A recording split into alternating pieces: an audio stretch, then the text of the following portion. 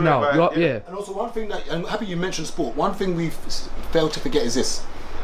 A lot of boys fall on the wayside because they don't have anything which is their claim to fame. Meaning this, when you was in school, you either had to be the good looking boy, that was your claim to fame, good at sports, okay, or you could fight.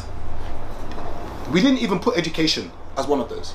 It's not respected. It wasn't respected. And I don't want to generalize, but I will make blanket statements, but typically, education wasn't one of the claims to fame in school. No, if you're on one of the sports teams and you get to leave 10 minutes early before... Now think about it. Some people are not very educational or academics. You got to bear this in mind. This boy isn't good at sports. This boy isn't good looking. Okay, and this boy, good looking or good at sports. The next thing that's left for him is for what? Right. And unfortunately, we respect that. We respected the bad boy in school, and we still respect the bad boy now. And this is where the psychology the mindset needs to change on what we herald. You was called a boffin to the point where I remember certain black boys in school dumbed themselves down in class purposely so they wouldn't see it as a boffin. In class, what's a boffin? Somebody who was smart. Oh, okay. So for instance, someone, let's say, what is 9 times 9? Hand up. What's it? And you'd be like, wow, what's wrong with you? You would get ridiculed for being smart. But that's because you're different. Because the people that are ridiculing generally, they're either trying to fit in with the people that aren't smart and they're doing the bad man thing. But they couldn't fit in. Yeah, exactly. But then what happens now is this. We praise that disruptive boy.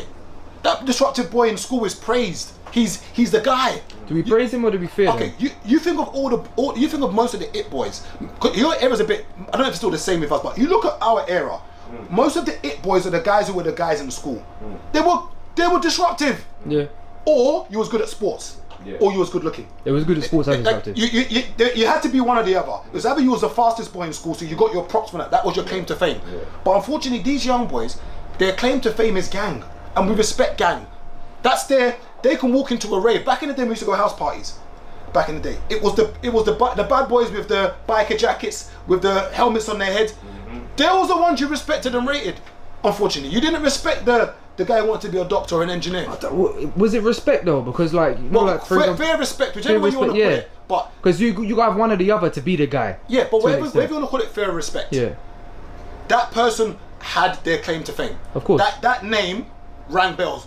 That's what you'd say. Oh, Rob, my man was at that rave. Or you get some boys saying, yeah, man locked off that rave. That was their claim, that we went to that dance and we locked it off. That was the aim. We went to the house party. We went to that rave. About lights, Kizzy, but about lights. That was the claim. Even some of them people, their names rang so much bell, no one even know what their face looked like. That was it. But they just knew their name. They went to the rave to lock it off, and that was their, for that whole week, that was their thing. We locked the rave off, and we praised that. Like, we would look at that guy and be like, not saying I want to be like him, but that's who we praised. If you start to separate these groups and like address each person to person, you're only good. You know what they're saying? You're only bad in a group, or like you're only someone when you're in that group. Are you part of this group? I think the question is why do we form groups? First of all, for strength and security, I believe, and for belonging. Yes. Because if you don't fit in, you won't stay there. Yeah.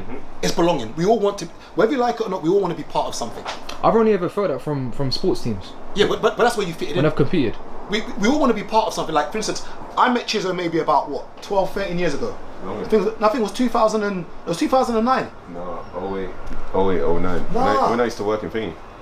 I don't met you from Carlton Warehouse days. No, when I used to work at South Beach.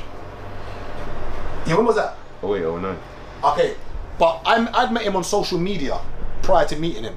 Okay, now I've met, say, Marvin of recent. I've met Taser of recent. I've met Keith of recent. I've met certain new friends. Okay, now it's all been on social media. We've had a common ground, a common interest, and that's how you form circles. Now the circle that I'm in now, our interest is all invested in making money. So if you're not trying to be in that, you're not going to fit in. Yeah, literally. Because that's what I care about. Yeah. Don't come and talk about all the girls you smashed. It doesn't incite me anymore. You're meant to. And I use the word smash. Look, see, and even in my head, like why am I using the word smash? It's very common. It's very common. We shouldn't even be using those words. But literally, our whole social circles like that now, where everyone we're with.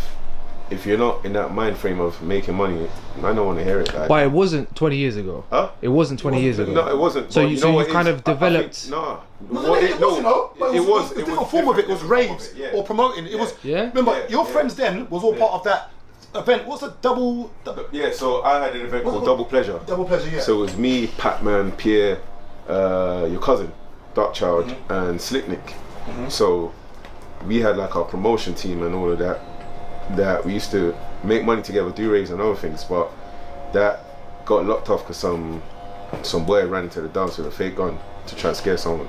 Yeah. And I guarantee you got props for that. He was a man for it. Then he phoned the next day when the man them apologizing over it, but I said, you just killed our black brand, because at that time when that happened, none of us could get any venues in Central and East Central. They said that our names were literally tagged, so we was linked to violence. These times none of us was on the roads. We was trying to make fully legit money, but you could already see that our mind frame at that age where we're like 21, 22, we was focused on the grind. So over time, me and Gable's got mutuals, so that's how we've ended up on each other's socials. Me and Marv had mutuals, you get what I'm saying? Same with Taser, same with Keith. I think Keith came through you. So once all of us, then Daps I've known since young, you get what I'm saying?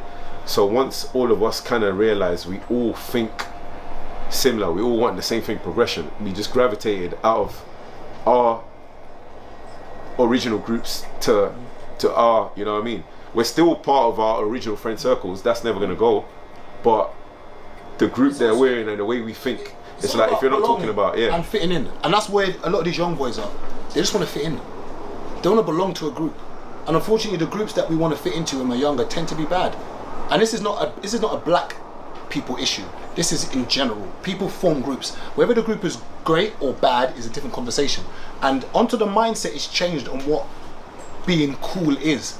It's cool to be bad. I don't think you could ever get rid of that, because I feel like it's ingrained in nature. Like there's always gonna be someone on the road that just don't care and they're the bad man, and people fear them, and that's their adulation, that's their claim to fame.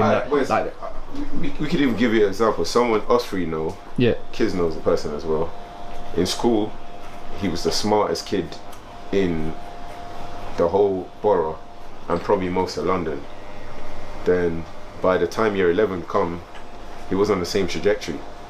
This is someone who we all know that right now should be no, it's not right now, he's still a genius, you get what I'm saying, but due to environment he hasn't hit his potential. Like when it comes to book smart and that, he's smarter than all of us. He might not come across it as it when he's around us lot, but trust me, like no man here is on the same level as him, and I know this because I've seen certain things. Issue? Environment. It's not good. It's not cool. Yeah. It's not cool to be a brain box, unfortunately. And in certain cultures it is, and that's why they excel in it, because it's cool. Education is heralded, like amongst your peers. You're patted on the back for getting 90%.